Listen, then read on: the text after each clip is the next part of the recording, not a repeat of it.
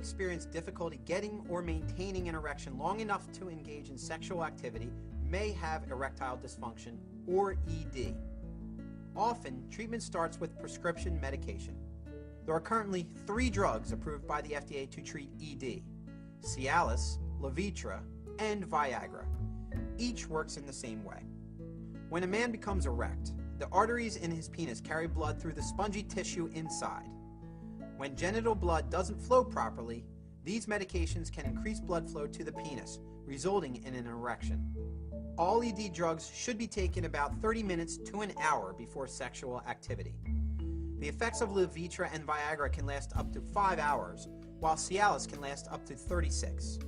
If a man does not respond to erectile dysfunction medications, his doctor may recommend a vacuum constriction device or penis pump.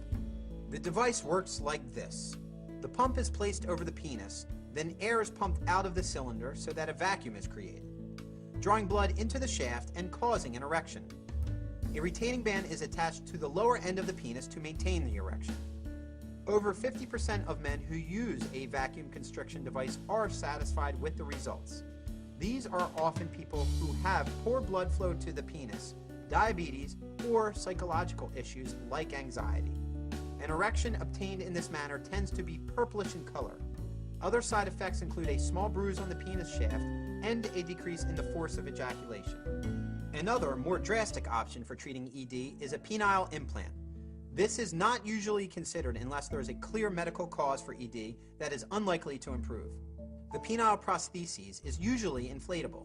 It has 2 cylinders that are placed in the penis and connected by tubing to a reservoir of fluid, which is located under the groin muscles. A pump is also added under the skin of the scrotum. To inflate the penile implant, a man presses on this pump in the scrotum. The pump then transfers fluid from the reservoir into the cylinders in the penis, inflating them and causing an erection. Similarly, a valve returns the fluid to the reservoir and deflates the penis. Although a penile prosthesis does not change the sensation in the penis, once the prosthesis has been implanted, most men cannot get an erection naturally ever again. Despite this, up to 90% of men are satisfied with the results of their penile implant. For men who have psychological problems that lead to ED, both sex therapy and individual counseling can help minimize the condition. Erectile dysfunction is common, but a number of treatment options can stop it from permanently affecting a couple's sex life.